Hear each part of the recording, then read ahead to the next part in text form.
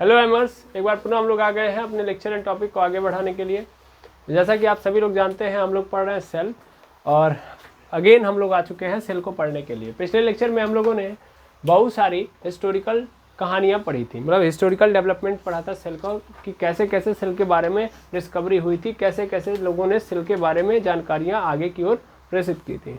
ठीक है, तो आज हम क्या करेंगे, आज उस कहानी को आगे बढ़ाते हुए हम देखेंगे बहुत सारे सेल और उनकी साइज। ठीक है, तो सबसे पहले हमारे पास क्या है, आरबीसी, रेड ब्लड सेल। अब देखिए यहाँ पे क्या लिखा है, रेड ब्लड सेल, और रेड ब्लड सेल की साइज क्या दिखा है, 7 माइक्रोमीटर। ध्यान से सुनेंगे तो 1 माइक्रोमीटर का मतलब क्या होता है, 1 माइक्रोमीटर का मतलब होता है 10⁻⁻6 मीटर, 10⁻⁻6 मीटर। या इसको और थोड़ा सा सही तरीके से लिखे तो 1 माइक्रोमीटर का मतलब यहाँ पे क्या होगा, इज इक्वल टू, यहाँ पे 1/10⁻6। ध्यान देना, जब कोई पावर माइनस में है तो नीचे लेके जाऊंगा तो क्या हो जाएगा, प्लस में। ठीक है ना, इंटू मीटर। अब 10⁻6 का मतलब 1 2 3 4 5 6 हो गया, यानी इतना मीटर। अब इससे भाग दे दो, तो भाग दे दोगे तो कितना आएगा, 0.000001, इतना आ जाएगा ना भाई। 6 जीरो है तो 6 तो दशमलव आगे, यहाँ पे दशमलव होता है ना, ये दशमलव कितना आगे भागेगा, 6 स्थान। यहाँ से बढ़ा लो, 1 2 3 4 5 6, तो यहाँ से देखो 1 2 3 4 5 6, यहाँ पे आ जाएगा ना। कितना जीरो होगा टोटल, 5 जीरो आगे होगा, तो 0.001 मीटर। देख सकते हो कितना मीटर हुआ, बहुत कम हुआ कि नहीं हुआ, यानी इतना छोटा होता है। दिख रहा है कितना छोटा होता है, तो बहुत ज़्यादा छोटा होता है ना। और यहाँ पे मात्र 7 माइक्रोमीटर, इसका मतलब कितना हो जाएगा भैया, तो यहाँ पे हो जाएगा एक्चुअल में 0.0000, यहाँ पे आ जाएगा 7 मीटर। समझ में आ रहा है, 1 मीटर कितना होता है, 1 मीटर इतना होता है, और इसका कितना अंदर जा चुका है भैया, 1 लाख भाग हो चुका है। कितना भाग हो चुका है, 1 लाख भाग। 1 मीटर का कितना भाग कर दो, 1 लाख भाग, सॉरी 10 लाख भाग करो, 10⁻⁻6 का मतलब 10 लाख टुकड़े करो। 1 मीटर को कितने टुकड़ों में बांट दो, 10 लाख टुकड़ों में बांट दो, तो एक टुकड़ा होगा वो आरबीसी की साइज बताएगा। ठीक है ना, यानी इतना छोटा होता है आरबीसी। क्लियर, मतलब 0.7 है तो मतलब उसके इसमें तुम्हारा 7 आ जाएगा, एक टुकड़ा नहीं, मतलब 7वां टुकड़ा होगा। ठीक है, प्लस 7 टुकड़ों के बराबर होगा हमारे आरबीसी का साइज। 1 मीटर लंबाई को कितने भागों में बांट दो, 10 लाख भागों में डिवाइड कर दो, तोड़ दो, तो 7 भाग की का जो लेंथ होगा या साइज होगा, वही क्या होगा, हमारे आरबीसी का साइज होगा। तो छोटा है कि नहीं है, बहुत छोटा है ना, इसीलिए हमें अपनी आंखों से दिखाई, मतलब इन आंखों से, नग्न आंखों से दिखाई नहीं देता है। अच्छा, आरबीसी क्या है सर, रेड ब्लड सेल है। ये कहाँ पाया जाता है, ब्लड में पाया जाता है। ध्यान से सुनेंगे तो ब्लड के अंदर 3 तरीके के सेल पाए जाते हैं, एक होता है आरबीसी, दूसरा होता है डब्ल्यूबीसी, और तीसरा होता है प्लेटलेट्स। ध्यान से समझेंगे, आरबीसी, डब्ल्यूबीसी और प्लेटलेट्स। ठीक है, ध्यान से समझिएगा एक बात और, कि पूरे ब्लड के अंदर, पूरे ब्लड की मात्रा कितनी होती है, 5 से 5.5 लीटर होती है। मैं ज़्यादा ऊपर जा चुका हूँ, नहीं दिख रहा होगा, एक सेकेंड, यहाँ पे मैं आता हूँ। यहाँ पे जो मैं ब्लड की बात कर रहा हूँ, तो ब्लड के अंदर कितने कंपोनेंट हैं, 3। तो सबसे पहले मैं देखूंगा आरबीसी। आरबीसी की संख्या हमारे पूरे ब्लड के अंदर होती है 50 लाख। कितनी लाख होती है, 50 लाख होती है मात्रा। और इसी आरबीसी में क्या पाया जाता है, हीमोग्लोबिन। क्या पाया जाता है, हीमोग्लोबिन। हीमोग्लोबिन हमारे बॉडी के अंदर कितना होना चाहिए, तो सर 13.5 से 14 के बीच में होना चाहिए ग्राम पर डेसीलीटर, इतना होना चाहिए हमारे बॉडी के अंदर। मेल फीमेल में वेरी करता है, लेकिन आप हीमोग्लोबिन देखेंगे तो आपके बॉडी के अंदर इतना होना चाहिए। जब आप सीबीसी जांच करवाते हो तब ये चीज़ें आपको पता चलती हैं।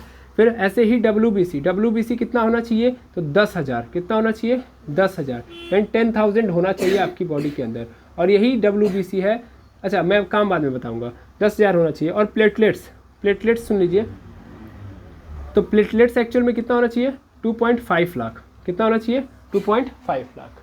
इनकी क्वांटिटी को नापने के लिए हम लोग कौन सा जांच कराते हैं, सीबीसी जांच कराते हैं। ठीक है ना, काउंट ब्लड सेल्स। ठीक है ना, काउंट ब्लड सेल्स या कंप्लीट ब्लड काउंट, ये भी बोलते हैं हम लोग, है ना। कंप्लीट ब्लड काउंट भी इसको बोला जाता है, कि पूरे ब्लड को काउंट करना किया जाता है। तो सीबीसी टेस्ट होता है जिसमें हमको ये पता चल पाता है कि हमारे बॉडी के अंदर आरबीसी कितना है, डब्ल्यूबीसी है कितना है और प्लेटलेट्स कितना है। ये ब्लड का जांच है ना। इसमें क्या होता है कि आपके बॉडी से ब्लड निकाला जाता है और जांच किया जाता है। अच्छा ध्यान से समझेंगे। तो आरबीसी का काम क्या है? तो आरबीसी का मेन काम यही होता है भैया कि जितना भी ट्रांसपोर्टेशन का काम होता है आपके बॉडी के अंदर, जो खाना इधर उधर ट्रैवलिंग होता है ना, मतलब खाना पेट में, मतलब आप खाना खाते हो, खाना कहाँ टूट के जाता है? पेट में। इस पेट से पूरे बॉडी तक उस कौन लेके जाता है? ब्लड। ब्लड में भी कौन लेके जाता है? आरबीसी। आरबीसी में भी कौन लेके जाता है? हीमोग्लोबिन। स्पेशली हीमोग्लोबिन का काम है ऑक्सीजन और कार्बन डाइऑक्साइड को एक जगह से दूसरी जगह लेके जाना। जैसे हम सांस लेते हैं तो ऑक्सीजन जाता है हमारे ब्लड शरीर के अंदर, तो उस ऑक्सीजन को पूरे सेल्स तक पहुंचाने का काम कौन करता है? यही आरबीसी के अंदर का हीमोग्लोबिन। ठीक है ना, आई बात समझ में। और फिर उधर से जो खराब कार्बन डाइऑक्साइड मिलता है उसको बॉडी के बाहर निकालने, मतलब सेल से लंग्स तक यानी फेफड़ों तक कौन लेके आता है? हीमोग्लोबिन। फेफड़े से ऑक्सीजन को पूरे शरीर में कौन फैलाता है? आरबीसी के अंदर हीमोग्लोबिन। मतलब पहले बोलना ब्लड, ब्लड के अंदर आरबीसी, आरबीसी के अंदर हीमोग्लोबिन। उन्हें ऑक्सीजन गया कहाँ गया? लंग्स के पास। तो यहाँ से कौन इस पूरे शरीर में फैलाएगा ऑक्सीजन को? Sir RBC. आरबीसी के अंदर भी कौन? नहीं, पहले बोलो ब्लड। ब्लड के अंदर कौन? आरबीसी। क्योंकि ब्लड के अंदर तीन चीजें हैं ना, आरबीसी, डब्ल्यूबीसी और प्लेटलेट्स। प्लाज्मा भी है लेकिन हम तीन अभी फिलहाल में मान के चलेंगे। तो आरबीसी, डब्ल्यूबीसी और प्लेटलेट्स। तो आरबीसी क्या करेगा?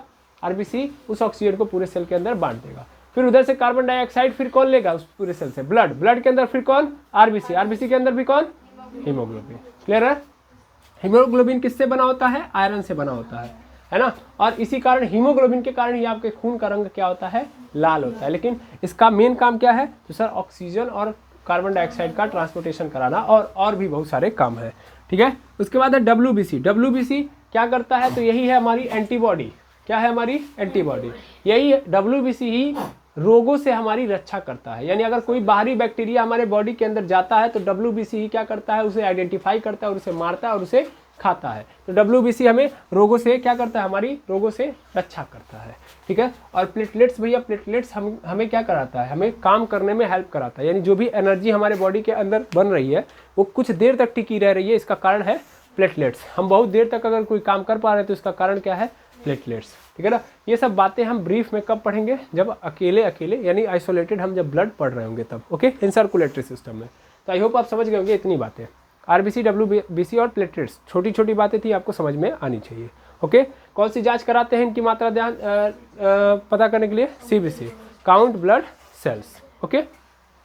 अच्छा एक बात और, अगर इनकी कमी हो जाए तब क्या होगा? मान लीजिए जब आरबीसी की कमी हो जाती है तो क्या होता है? आपको क्या होने लगती है? एनर्जी की कमी, आप कमज़ोर हो जाते हो, है ना। डब्ल्यूबीसी की कमी, आप बहुत ज़्यादा बीमार पड़ोगे, है ना।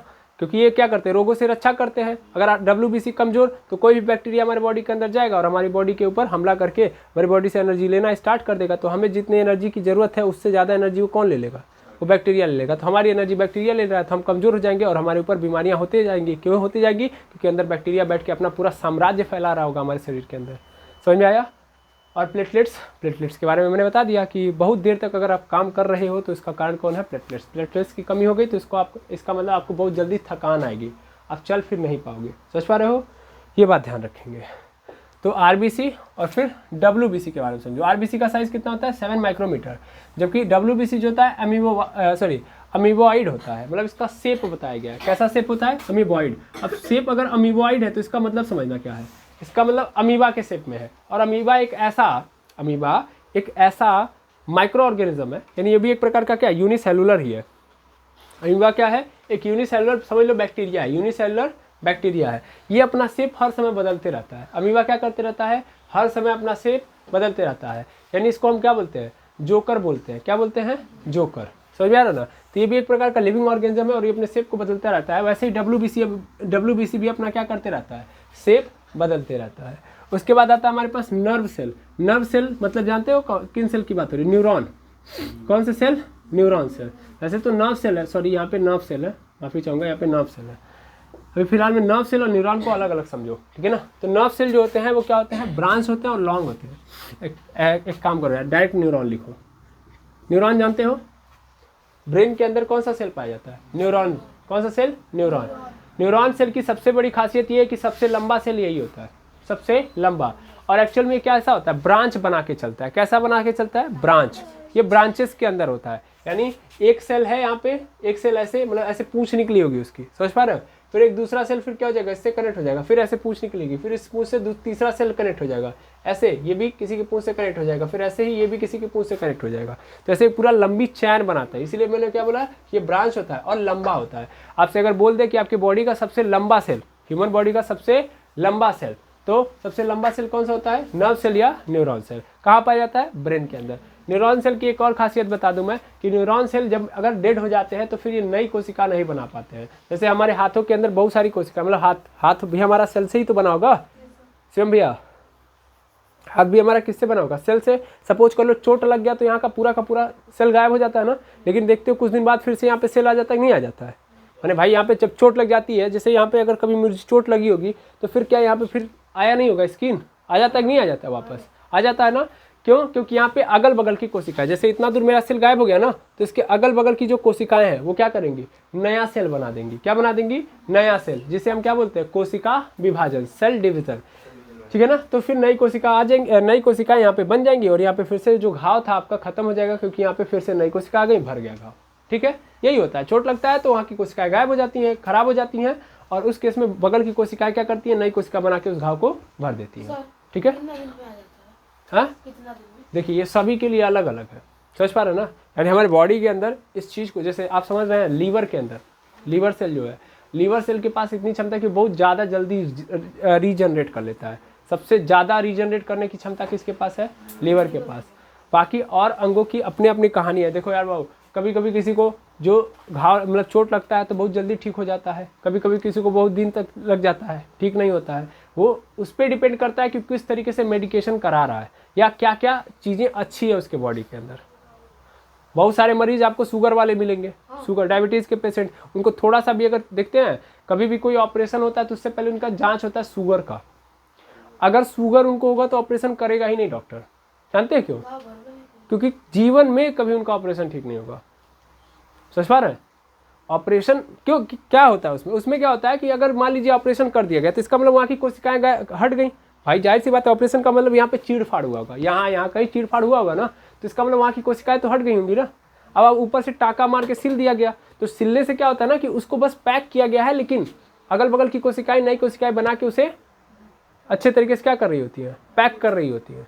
आपने तो बस टेम्परेरी पैक किया ना, उस पैकिंग से थोड़ी ना होगा कि आपने सील दिया, वो क्या बोलते हैं सुई धागा से काम हो जाएगा नहीं। देखते हैं कुछ दिन बाद टाका खोल दिया जाता है ना, क्यों, क्योंकि यहाँ पे कोशिकाएं आ जाती हैं। अगर शुगर होगा तो शुगर अगर आ जाता है तो फिर सेल के अंदर ये जो कोशिका विभाजन की क्षमता है वो क्या हो जाती है, घट जाती है। इसीलिए जल्दी नई कोशिकाएं बनती ही नहीं है, इसीलिए आपका जो चोट होता है वही पे स्थापित रहता है। समझ में आ रहा है ना, समझ में आया कि नहीं है। यानी जो आपका मतलब चोट है वो ऐसे ही आपको भरता नहीं है, कारण क्योंकि शुगर के कारण क्या होता है, शुगर के कारण कोशिका विभाजन स्लो हो जाता है। समझ में आया ना। तो अलग अलग केसेस होते हैं किसी के भी बॉडी के अंदर कोशिका विभाजन के। तो मैं बात कर रहा था न्यूरॉन की। न्यूरॉन की सबसे बड़ी खराबी पता है, न्यूरॉन के अंदर कोशिका विभाजन नहीं होता। यानी अगर आप देखो ये कहाँ पाया जाता है, सर के अंदर पाया जाता है। अगर सर पे आपके चोट लग गई तो सर में कौन सी कोशिका है, न्यूरॉन। न्यूरॉन नई कोशिका बनेबे नहीं करेगा, समझ पा रहे हैं, न्यूरॉन नई कोशिका नहीं बनाएगा। इसका मतलब अगर आपको चोट लग गया गलती से भी चोट लग गया तो वहाँ कोशिका बनेगी नहीं, इसका मतलब जाना तय है। इसीलिए देखते हैं हेलमेट के लिए कितनी समस्याएं उत्पन्न की जाती है। सरकार क्या करती है, सरकार इतनी सारी पाबंदियां लगा रही है, इतना सारे रिस्ट्रिक्शन कि भैया हेलमेट पहन के ही जाना है। यहाँ तक कि आज की डेट में ये स्थिति ला दी गई है हेलमेट के लिए प्रति अवेयरनेस के लिए कि भैया पेट्रोल पंप पे पेट्रोल नहीं मिलेगा अगर आपने हेलमेट नहीं लगाया तो।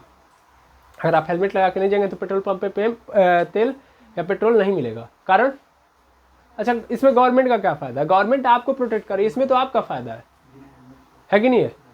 समझ में आ रहा है, इसमें किसका बेनिफिट है, आपका। रीज़न क्योंकि अगर आपके सर पे चोट लग गई तो यहाँ की कोशिकाएं नई कोशिका नहीं बना सकती। बाकी आपके बॉडी के अंदर कहीं भी चोट लगेगा अब बच जाओगे, क्यों, क्योंकि नई कोशिकाएं बन जाएंगे, है ना। लेकिन सर पे चोट लग गया तो यहाँ की कोशिका नहीं बन ही नहीं पाएगी, तो इसका मतलब आपका जाना क्या है, तय है। क्लियर है, ध्यान से सुनिए भैया। अगले नंबर पे आता है मीसोफिल सेल। मीसोफिल सेल कैसा होता है, राउंड एंड ओवल, ठीक है ना। अच्छा, आरबीसी के बारे में लिख लीजिएगा कि ये बाई कॉनकेव होता है। कैसा होता है, बाई कॉनकेव, ठीक है, बाई कॉनकेव होता है। मीसोफिल सेल जानते हैं किस में पाई जाती हैं? पत्तियों में पाई जाती हैं। जो प्लांट्स की पत्तियां होती हैं उनके अंदर कौन सा सेल पाया जाता है? Mesophyll cell. इस चीज़ को याद रखिएगा, ये पत्तियों में पाई जाती है, लीव्स में पाई जाती हैं। और इसी मीसोफिल सेल के अंदर क्या होता है?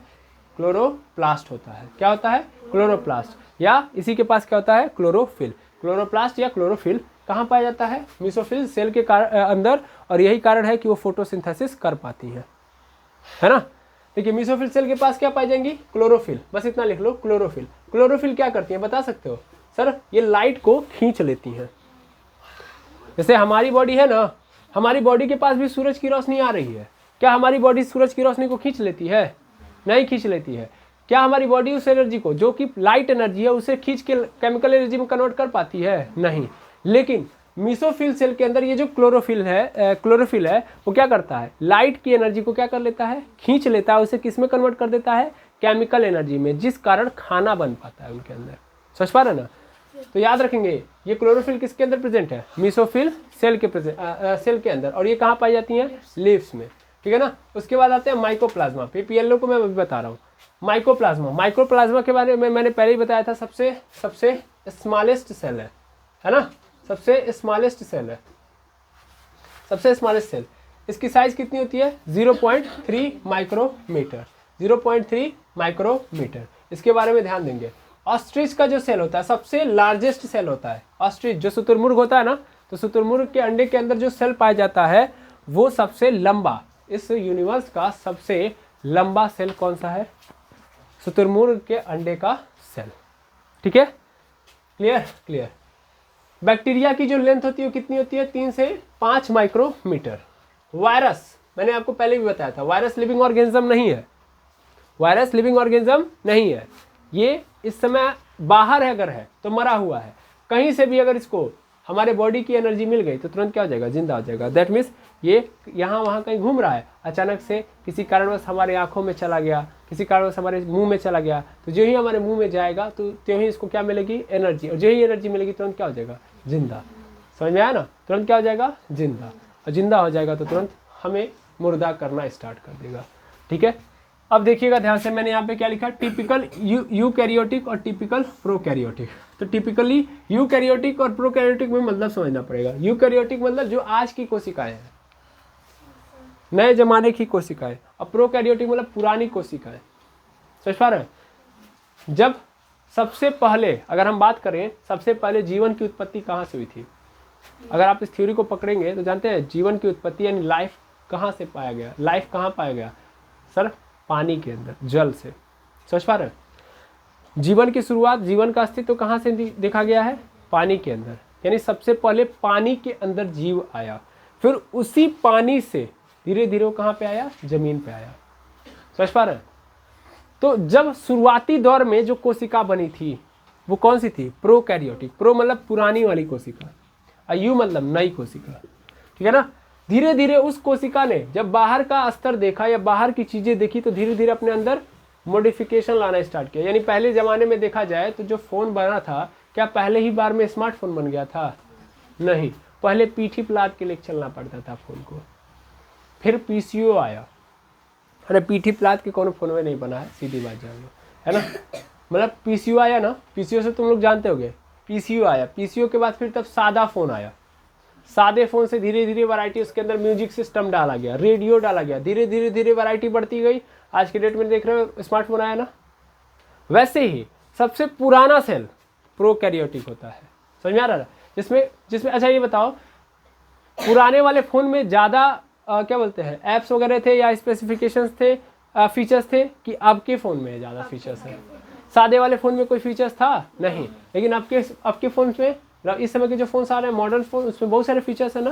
तो वैसे पुराने सेल के अंदर बहुत ज़्यादा कुछ था नहीं, यानी कम ही फीचर्स थे, जबकि नए वाले सेल्स के अंदर बहुत ज़्यादा फीचर्स है ना। यानी हमारी कोशिकाओं के अंदर बहुत सारी चीज़ें हैं, जबकि पुराने वाली कोशिकाओं के अंदर बहुत कम चीज़ें हुआ करती थी। समझ में आ रहा है? इस चीज़ को याद रखना कि इनमें फीचर्स क्या रहेंगे? कम, इसमें फीचर्स ज़्यादा। आगे हम देखेंगे प्रोकैरियोटिक और यूकैरियोटिक सेल्स, तो घबराइएगा मत, पूरे बाकायदा पढ़ा जाएगा प्रोकैरियोटिक सेल को। ठीक है, प्रोकैरियोटिक मतलब बस इतना याद रखना है कि पुराना सेल। तो इसकी साइज कितनी होती है? 1 से 2 माइक्रोमीटर। और नए वाले सेल्स की तो सर 10 से 20 माइक्रोमीटर। क्लियर है? हाँ या ना। और जबकि मैंने वायरस के बारे में बताया कि वायरस बैक्टीरिया से भी छोटा होता है, इसकी साइज देख सकते हैं 0.02 से 0.2 माइक्रोमीटर।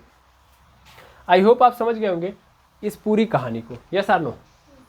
ठीक है, अब बात करते हैं कि हमें अगर एक सेल को स्टडी करना है तो कैसे करें। ठीक है, तो चलिए यहाँ तक की कहानी अगर आपने समझ ली तो मैं एक और बात आपको बता के फिर क्लास को एंड करूँगा। जी अच्छा, इसके बारे में नहीं बताया, ध्यान से देखेंगे तो यहाँ पे है प्लूरो न्यूमोनिया, न्यूमोनिया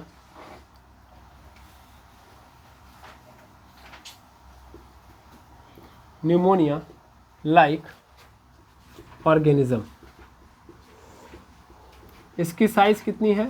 इसकी साइज है 0.1 माइक्रोमीटर। ठीक है, जो कि माइकोप्लाज्मा से भी क्या है, छोटी है। लेकिन अगर आपसे कभी भी बोले कि स्मॉलेस्ट सेल या स्मॉलेस्ट बैक्टीरिया, तो क्या नाम देंगे? माइकोप्लाज्मा। आई होप यहाँ तक की कहानी आप क्लियर कर लिए होंगे। ठीक है, आरबीसी, डब्ल्यूबीसी मैंने बाकायदे सबके बारे में बता दिया, सब कुछ समझ में आ गया। आरबीसी के बारे में समझ लिए, डब्ल्यूबीसी, प्लेटलेट्स, नर्व सेल, उसके बाद मीसोफिल सेल, फिर हीमोग्लोबिन, ये सब कुछ क्लियर हो गया होगा, है ना। अब चलिए आगे बढ़ते हैं। आगे बढ़ेंगे, अब हम कहानी को समझेंगे कि देखिए अगर मान लीजिए आप प्लांट सेल के बारे में स्टडी करना चाहते हैं, है ना, जैसे आप खुद स्टडी करना चाहते हैं, तो आप कौन सा सेल उठाएंगे कि आपको आसानी से उसके बारे में पता लग जाएगा, यानी आसानी से आप ऑब्जर्व कर सकते हैं। वैसे ह्यूमन बीइंग के बारे में स्टडी करना, आपको ह्यूमन बीइंग के बारे में स्टडी करना हो तो कौन सा सेल उठाएंगे जो आपको आसानी से स्टडी, मतलब आपकी स्टडी के लिए आसान होगा। ठीक है, देख लिया जाए। बाकी ह्यूमन बॉडी के लिए हम कुछ सेल्स लिख लेते हैं, ये तो दिक्कत होगा। देखिएगा ध्यान से, ह्यूमन बॉडी के अंदर अगर आपसे बोल दे स्मॉलेस्ट सेल, क्या बोल दे? स्मॉलेस्ट सेल, तो वो होगा स्पर्म सेल। क्या होगा? Sperm cell. स्पर्म सेल जो कि किस में पाया जाता है? स्पेशली मेल में। ठीक है, लॉन्गेस्ट सेल, लॉन्गेस्ट सेल तो आप क्या लिखोगे? न्यूरॉन। और लार्जेस्ट बोल दे, लार्जेस्ट यानी बड़ा। ऑस्ट्रिच का अंडा सबसे बड़ा, ऑस्ट्रिच के एग, ऑस्ट्रिच के सेल के अंदर, ऑस्ट्रिच का जो एग सेल होता है उसके अंदर सबसे ज़्यादा पाया जाता है, सबसे बड़ा सेल है पूरे यूनिवर्स का है। लेकिन ह्यूमन बॉडी के अंदर लार्जेस्ट अगर बोल दिया तो लार्जेस्ट सेल जो होगा वो होगा एग सेल। क्या होगा? एग सेल, जो कि किस में पाया जाता है? फीमेल में पाया जाता है। किस में पाया जाता है? फीमेल में। इसको याद रखेंगे। ठीक है, ठीक है, चलो और आगे बढ़ते हैं। अब देखो, दो बातें मैं क्लियर कर लूँगा, उसके बाद हम आगे बढ़ जाएंगे। देखो, अगर प्लांट सेल में तुमको स्टडी करना है, प्लांट के सेल को स्टडी करना है, तो कौन सा सेल लोगे जो आसानी से तुम स्टडी कर सकते हो, है ना। तो ध्यान देना, ओनियन आता है ना, प्याज, तो उसका पील सेल, ठीक है ना, ठीक है ना, ओनियन पील सेल। अरे यार सिंपल समझो, वो जो तुम लोग देखते हो ना, जब प्याज छीलते हो तो उसके ऊपर एक ना सफ़ेद कलर का एक परत होता है, सफ़ेद कलर की एक लेयर होती है, ट्रांसपेरेंट लेयर होती है। सिंपल समझो, एक ट्रांसपेरेंट लेयर देखने को मिलेगी, उसके अंदर जो सेल होता है वही होता है ओनियन पील सेल।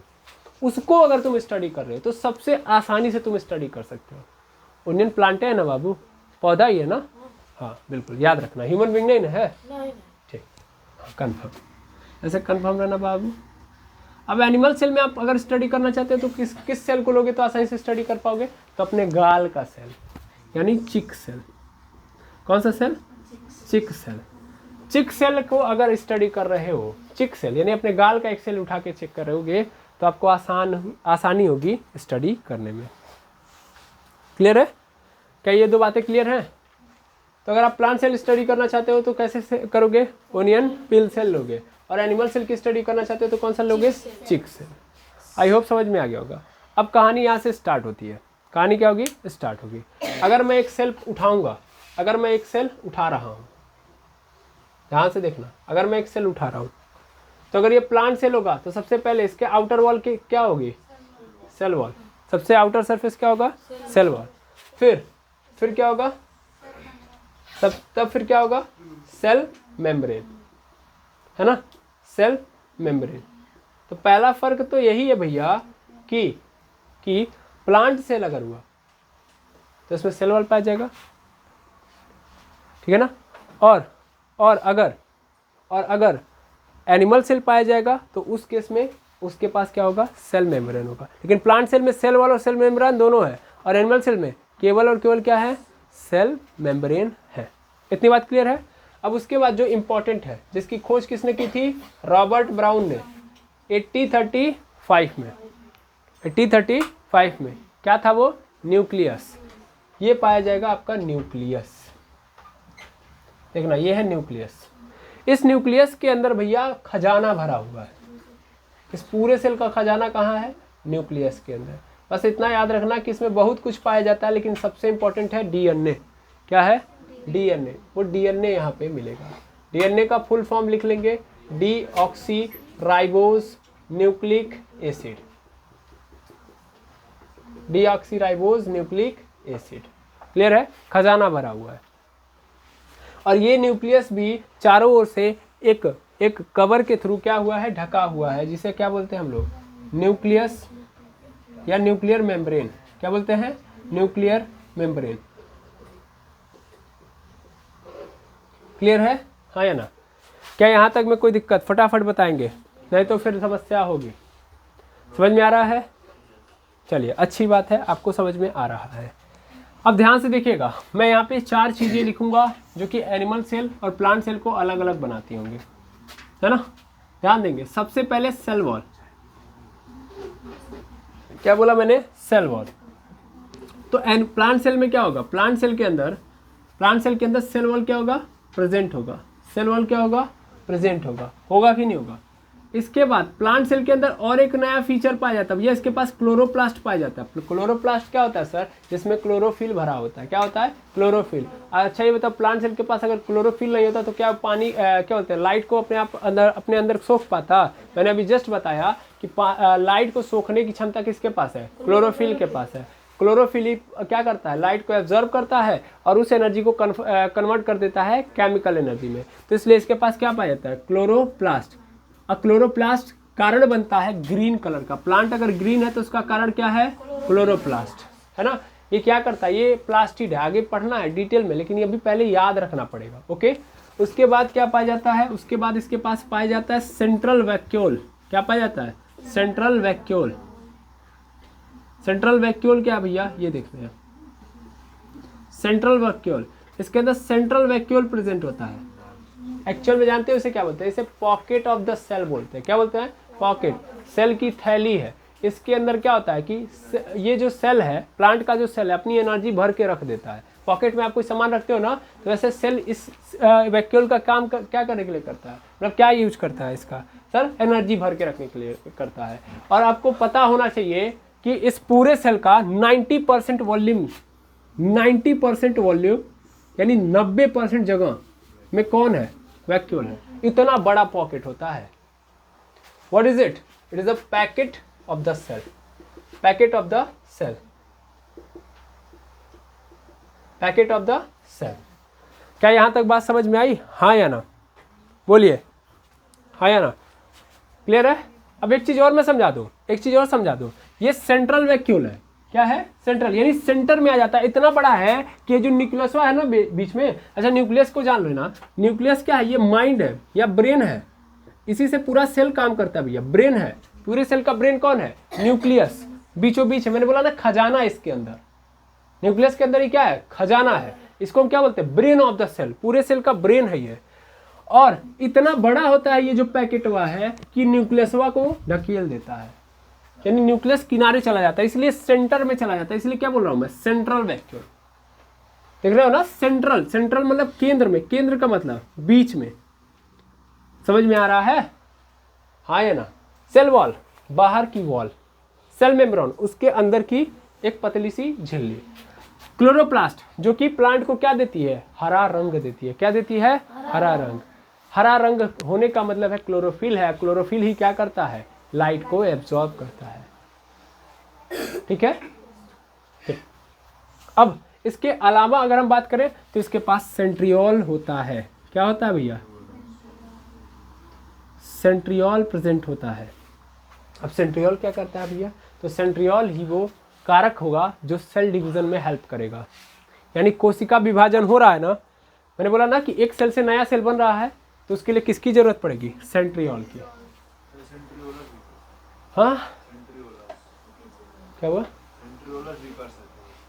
हाँ बोल सकते हैं इसको, सेंट्रियोलस। ओके, चार याद रखेंगे, चारों किससे हैं? सी से हैं।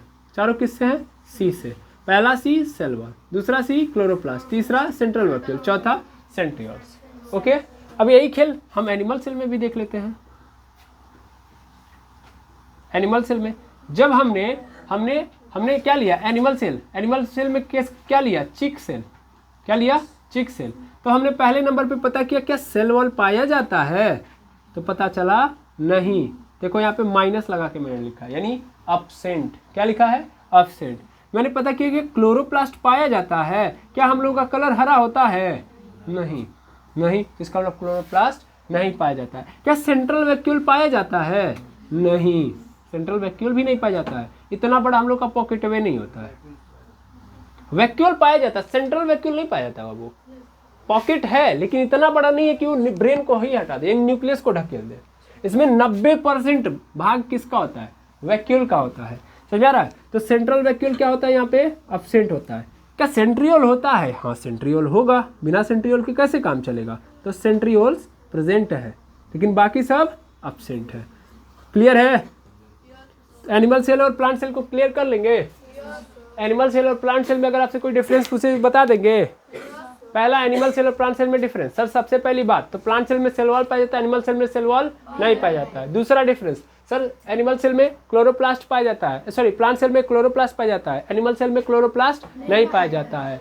प्लांट सेल के पास क्या पाया जाता है? सेंट्रल वैक्यूल, लेकिन प्लांट सेल में एनिमल सेल में नहीं पाया जाता है। और प्लांट सेल में सेंट्रियोल पाया जाता है, इसमें भी सेंट्रियोल पाया जाता है। क्लियर? 3 डिफरेंसेस क्लियर कर देंगे पहले नंबर पे। सेल वॉल प्लांट सेल में पाया जाता है, एनिमल सेल में नहीं पाया जाता है। प्लांट सेल में क्लोरोप्लास्ट पाया जाता है और एनिमल सेल में क्लोरोप्लास्ट नहीं पाया जाता है। फिर प्लांट सेल के अंदर सेंट्रल वैक्यूल है लेकिन एनिमल सेल में सेंट्रल वैक्यूल नहीं है। साधारण वैक्यूल है, पॉकेट तो है एनिमल के पास भी लेकिन छोटा सा। प्लांट में क्या है? बड़ा सा। कई लोग पूछेंगे आखिर ऐसा क्यों, बड़ा वाला क्यों पाया जाता है? तो कारण ये है कि प्लांट को इमरजेंसी ज़्यादा मिलती है। अच्छा ये बताओ, कभी बारिश हुई?